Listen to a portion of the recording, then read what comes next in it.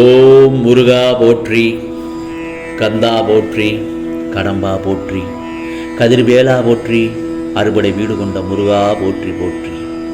என் செல்ல பிள்ளையே, என்னை சர்வசாதாரணமாக நினைத்து விடாதே. நான் உனக்கு கூறுவது இன்று இரவுக்குள் பலிக்கும் பார். இந்த பதிவினை ஒரு 2 நிமிடம் கேள். இன்று உன் வாழ்வில் ஏற்பட்ட எல்லா பிரச்சனைகளுக்கும் நீதான் காரணம். என்ன முருகப்பெருமான் இப்படி என்னிடமே இப்படி சொல்கிறார் என்று பயப்பட வேண்டாம். ஏனென்றால் யோசிக்காமல் செய்யும் செயலாள்கள் தான் உனக்கு எவ்வளவு பிரச்சனைகள். உன் கடுஞ்சொற்களால் யார் மனதையும் கஷ்டப்படுத்தாதே, காயப்படுத்தாதே. உன்னுடைய கோபம்தான் உனக்கு எதிரி என்பதை முதலில் புரிந்து கொள். அதனை கோபத்தை குறைத்துக்கொள். ஆம் செல்லமே, நீ வாழும் காலம் சில காலம்தான். இதில் எதற்கு போட்டி பொறாமை இருப்பதை வைத்துக்கொண்டு சந்தோஷமாக வாழ பழகிக்கொள். உனக்கு தேவையில்லாத விஷயத்தை மனதில் போட்டு உழட்டாமல் இரு. உனக்கான நல்ல மனநிலையில் எப்போதும் இரு. உன் எண்ணம் ஒவ்வொன்றாக நிறைவேறத் தொடங்கும். அப்பொழுது உனது வாழ்க்கையானது அற்புதமாக மாறிவிடும். முதலில் நான் சொல்வதை கேட்டு கொண்டாடு. அன்பு என்கிற விசைதான் அனைத்தையும் இயக்குகிறது. உன் வாழ்க்கையை வழக்கம் போல் நகட்டிக்கொள்ளாமல் சற்று மாற்றித்தான் பாரேன். அனைத்தும் மாறிவிடும். உன் மனம் சஞ்சலப்பட்டு எங்கெங்கோ சென்று கொண்டிருக்கிறது. வாழ்க்கையில் என் நிலை எப்போது மாறும் என்று புலம்பாதே. மாறும் என்று முழுமையாக நம்பு. முதலில் அதை நம்பு. உன் வார்த்தைக்கு யாரும் மதிப்பளிக்கவில்லை என்று புலம்பாதே. சங்கடங்களை நினைத்து சந்தோஷத்தை தொலைத்து விடாதே. லட்சியம் என்ற சொல் இல்லாவிட்டால் முயற்சி என்ற சொல்லுக்கே அர்த்தமில்லாமல் போய்விடும். அப்படித்தானே? கவலையும் கண்ணீரும் யாருக்குமே நிரந்தரம் இல்லை. ஒருவர் தோல்வியில் வீழ்ந்து கிடக்கும் போது ஆறுதலான வார்த்தையை அன்பாக கூறிப்பார். அதைவிட புண்ணியம் வேறு எதுவுமே இல்லை.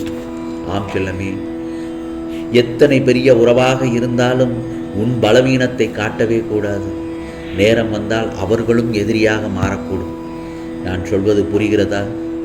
ஆகவே துன்பம், துயரம், மனக்கவலை இதில் எது வந்தாலும் வேதனை படக்கூடாது. ஏனென்றால் கடந்து போன நிகழ்ச்சிகளையே நினைத்து நினைத்து கவலைப்பட்டு கொண்டிருக்கிறாய். அது வேண்டாம் என் செல்லமே. இனி நீ கடக்கப் போகும் வாழ்க்கையை பற்றி சிந்திக்க துவங்கு. அதைத்தான் இந்த முருகப்பெருமான் உன்னிடம் சொல்லிக்கொண்டே இருக்கிறேன். சோதனை காலத்தில் சற்று பொறுமையாக இருக்க வேண்டும். ஏனென்றால் சில நேரங்களில் மேகங்களை மூடிக்கொண்டால் சூரியன் கூட பிரகாசிக்க முடியாது.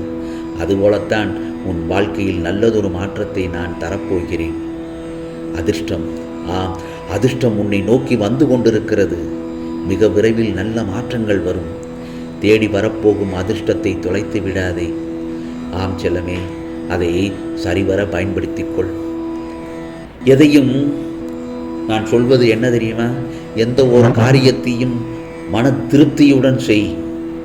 திருப்தியுடன் செய்தால்தான் அதில் உனக்கான சிறு சிறு சந்தோஷங்களை மகிழ்ச்சியுடன் ஏற்றுக்கொள்வாய். அதில் சின்ன பிழைகளே வந்தாலும் அதை எவ்வாறு சரி செய்யலாம் என்று உனக்கான பல சிந்தனைகள் வந்து அதிலிருந்து தெளிவு பெற்று அதை சரி செய்ய முயற்சி செய்வாய்.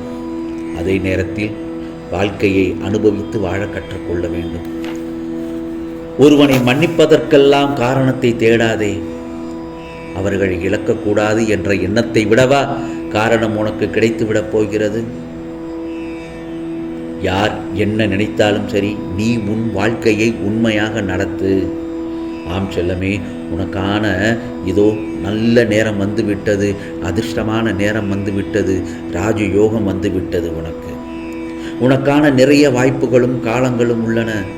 எனவே என் செல்லப்பிள்ளையே, தோல்விகளை கண்டு துவண்டு விடாதே. வாழ்க்கையில் சின்ன சின்ன சறுக்கல்கள் உன்னை மாற்றிக்கொள்வதற்காகத்தான் வருமே தவிர உன்னை சிந்திக்க வைப்பதற்கும் அது உதவும். ஆகவே எப்பொழுதும் புத்துணர்ச்சியோடு இரு. உன் சிறப்பு தன்மைகளை நீ வெளிப்படுத்தி முன்னேறி சென்று கொண்டே இரு. பிறகு பார், உனக்கானது நிச்சயம் எல்லாம் நல்லது நடக்கும். நல்லது மட்டுமே நடக்கும். அதுவும் நன்மையாகத்தான் இருக்கும் என் செல்லமே. அதே நேரத்தில் தான் நான் முன்னொன்று சொல்லட்டுமா? தேவை முடிந்தவுடன் விலகும் நண்பர்கள், சுத்தி இருந்தால் உறவாடும் சொந்தங்கள், அதே நேரத்தில் பணம் இருந்தால் பாசம் காட்டும் பந்தங்கள், இவர்களோடு இருப்பதை விட விலகி இருப்பது மேல் என்று புலம்பிக் கொண்டிருக்கிறாய். மனமும் கண்ணாடியைப் போலத்தான், உடையும் வரை யாரையும் காயப்படுத்துவதில்லை. நல்ல குணங்களோடு நான் இப்படித்தான் தலை நிமிர்ந்து நிற்க பழகு. புரிந்து கொண்டவர்கள் புரிந்து வரட்டும், புரியாதவர்கள் விலகிச் செல்லட்டும். ஆகவே வாழ்க்கை சொர்க்கமாவதும் நரகமாவதும் நம் எண்ணங்களை பொறுத்துத்தான் அமைகிறது. ஆகவே வாழும்போது யாரையும் பழிக்காமலும் எதையுமே சபிக்காமலும் வாழ கற்றுக்கொள். நீ வாழ்வதற்கு நீதானே பொறுப்பு. எப்படி இருக்க வேண்டும் என்று விரும்புகிறாயோ அப்படி உன்னை ஆக்கிக் கொள்வதற்கான ஆற்றலும் திறமையும் உனக்கு அதிகமாக உள்ளது. ஆகவே நீ அனுபவிக்கும் துன்பத்திற்கும் நீயே காரணமாகிறாய். ஆதலால் எழுந்திரு, துணிந்து நில், விழித்துக்கொள். உன்னை சுற்றி நடப்பதற்கு என்ன செய்யணும்னு முதலில் முயற்சி எடு. போராடு.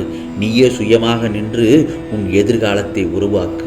அறிவு, உள்ளம் இந்த இரண்டில் எதை பின்பற்ற வேண்டும் என்று போராடும்போது உன் மனசு என்னென்ன கூறுகிறதோ அதையே செய். மற்றவர்களிடம் உன்னுடைய அறிவுரையை கேட்க வேண்டாம், பகிர்ந்து கொள்ள வேண்டாம். இந்த முருகப்பெருமானிடம் நம்பிக்கை வைக்க வேண்டும். அதே நேரத்தில் உன்னிடத்தில் உனக்கு நம்பிக்கை இல்லாவிட்டால் உன்னை யாருமே காப்பாற்ற முடியாது. ஏனென்றால் உன் மீது உள்ள தவறுக்கு நீ யார் மீதும் பழி சொல்லக்கூடாது. வீண் பழி சொன்னால் உனது வாழ்க்கையில் எந்த மாற்றமும் ஏற்படாது. ஒன்று மட்டும் நல்லா தெரிஞ்சுக்கோ, என்றைக்காவது ஒரு நாளாவது நீ எந்த பிரச்சனையுமே நீ சமாளிக்கவில்லை என்றால் நீ தவறான பாதையில் போய் கொண்டிருக்கிறாய் என்றுதான் நான் உறுதியாக சொல்லலாம். உன்னிடம் இருந்து விலகி இருக்க விரும்புபவர்களிடமிருந்து வற்புறுத்தி அன்பை பெற நினைக்க வேண்டாம். அந்த அன்பால் உனக்கு எந்த ஒரு பலனும் கிடையாது, கிடைக்கப் போவதும் இல்லை. ஆகவே பிரச்சனைக்கு இரண்டே காரணம்தான். என்னென்ன தெரியுமா? பிரச்சனைக்கு 2 காரணங்கள் தான் இருக்கின்றது. 1 யோசிக்காமல் செயல்படுவதும், 2 செயல்படாமல் யோசித்து கொண்டே இருப்பதும் தான். ஆகவே இந்த முருகப்பெருமான் சொல்வதை கூர்ந்து கவனித்து கேட்டுவிட்டாய் அல்லவா? உனக்கானது நிச்சயமாக எல்லாம் தானாக நடக்கும். என்னை சர்வசாதாரணமாக இந்த முருகப்பெருமானை நினைத்து விடுவாதை. நான் உனக்கு கூறுவது எல்லாம் இன்று இரவுக்குள் நிச்சயமாக பலித்துவிடும். 2 நிமிடம் கேளு என்று சொன்னேன். நீ இந்த பதிவினை முழுவதும் கேட்டது எனக்கு மகிழ்ச்சி தான் என் செல்லமே. உனக்கானது எல்லாம் நிச்சயமாக நடக்கும். ஏனென்றால் இது முருகப்பெருமானின் அருள் வாக்கு. உனக்கான வாழ்க்கை பிரகாசமாக ஜொலிக்கப் போகிறது. ஏனென்றால் நீ மிகவும் அதிர்ஷ்டசாலிதான். உனக்கான நேரம் வந்துவிட்டது. இதோ இந்த பதிவை கேட்டது முதல் நல்ல செய்திகள் தேடி வரும். ஆம். ஓம் சரவண பவ, ஓம் சரவண பவ, ஓம் சரவண பவ.